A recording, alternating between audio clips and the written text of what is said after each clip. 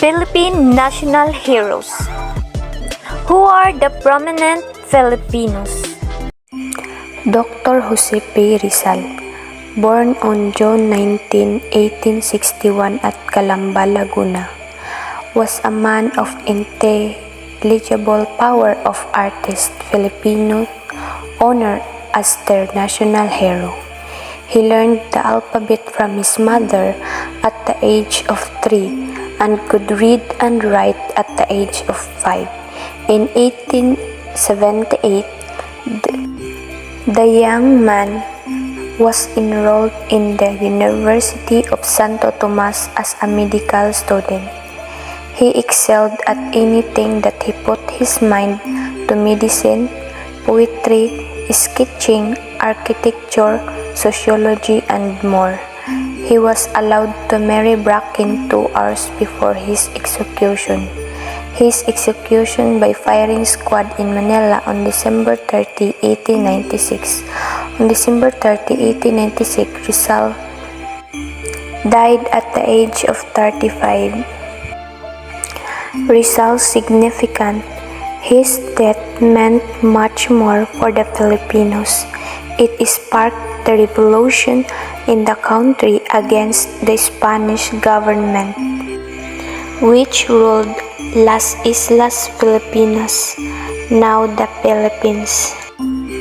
Andres Bonifacio, born on November 30, 1863 at Tondo, Manila. Orphaned early, he interrupted his primary schooling in order to earn a living as a craftsman and then as clerk, messenger, and agent of foreign commercial films in Manila. Teaching of classical rationalism from the works of Jose Rizal, Victor Hugo's Les Miserables, Eugene Sue's The Wandering Jews, books on the French Revolution, and the lives of the presidents of the United States, Bonifacio acquired an understanding of the dynamics of the social historical process.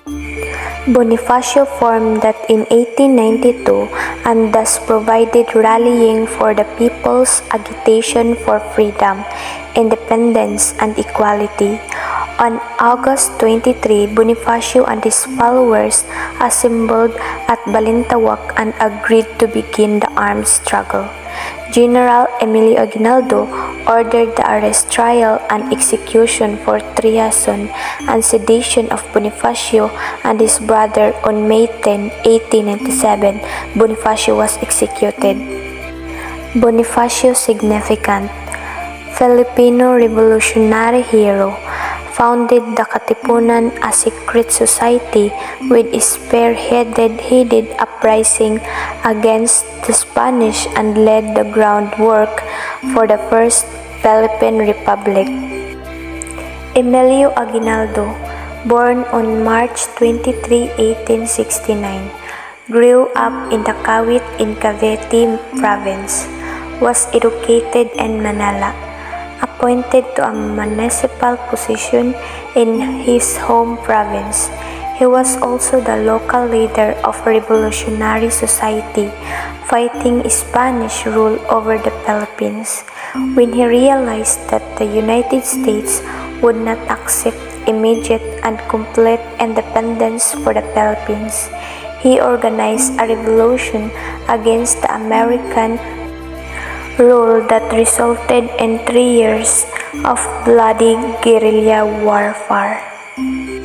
In 1950, he was named to the Council of State, an advisory of body for the president, and his later years he was chairman of a board which distributed to the remaining veterans of the revolution.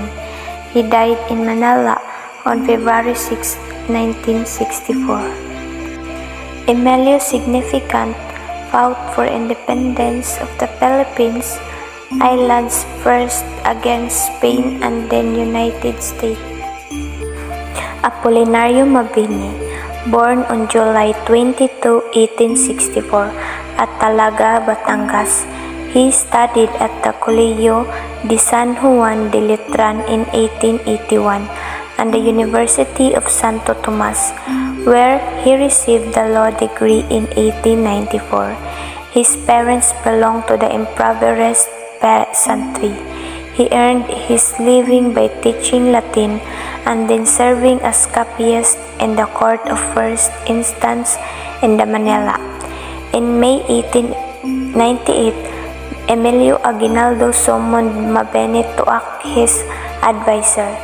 Mabini formulated the famous Decree of June 1918, which recognized the local government under Filipino control. He died on May 13, 1903. Mabini significant. Mabini was a Filipino political philosopher and architect of the Philippines Revolution.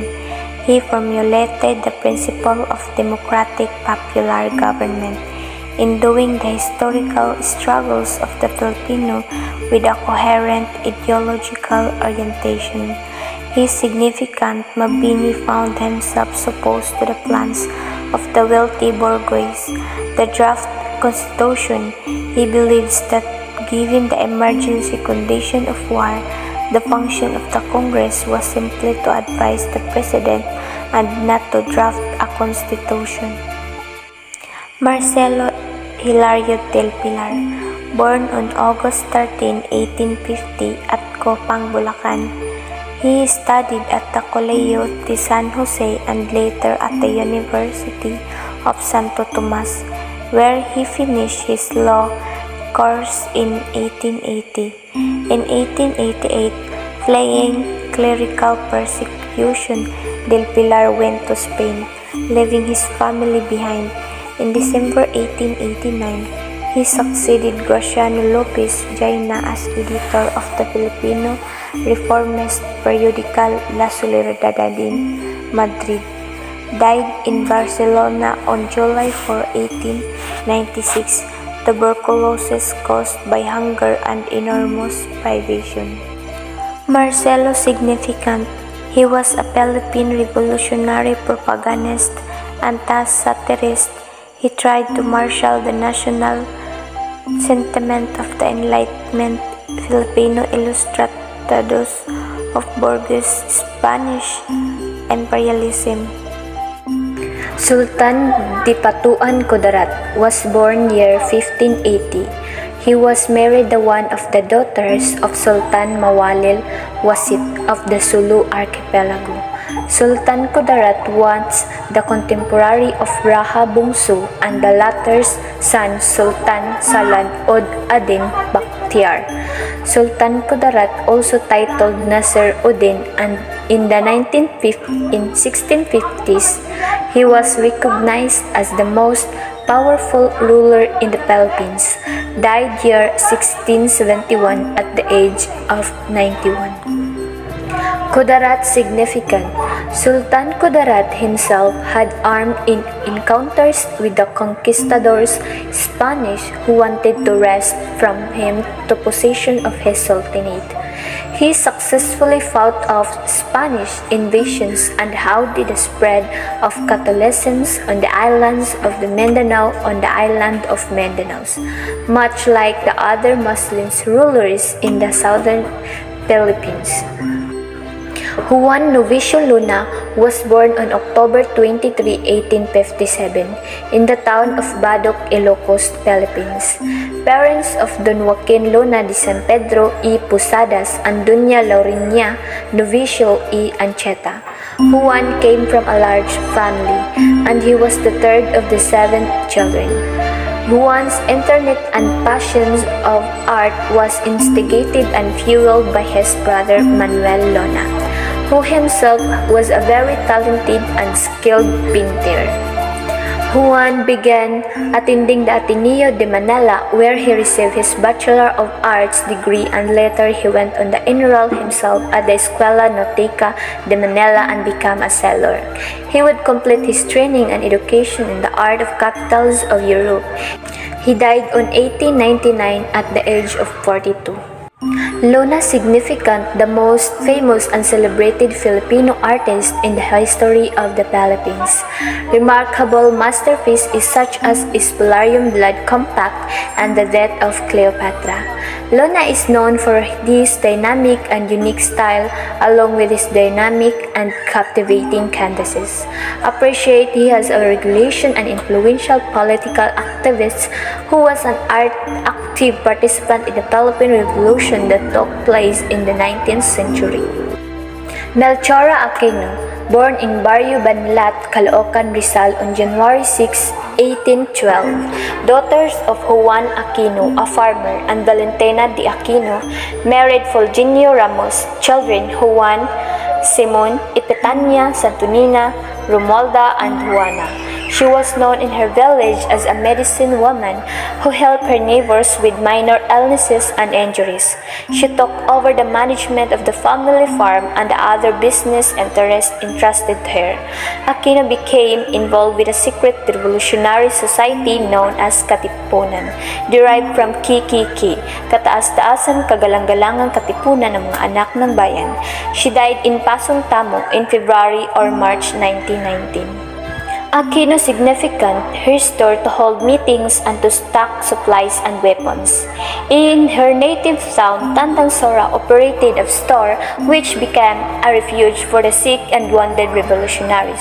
She fed, gave them the care, attention to the encouraged and revolutionaries with motherly advice and prayers.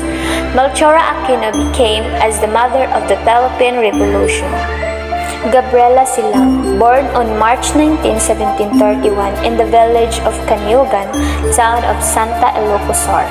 Parents unknown except that her father was an Ilocano person and her mother was an ethnic. Marriage a rich widower around 1751 died. Married Diego Silang, leader of the Ilocano or Ilocano Revolution, around 1757, assassinated May 28, 1763. No children, separated from her pagan mother in early childhood, and reared as a Christian by the town's parish priest. First marriage arranged by her father 1751. Died on September 20, 1763.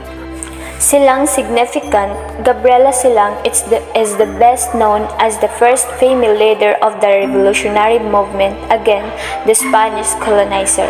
She was one of the most prominent figures of the revolution and one of the most distinguished women in the Philippines history.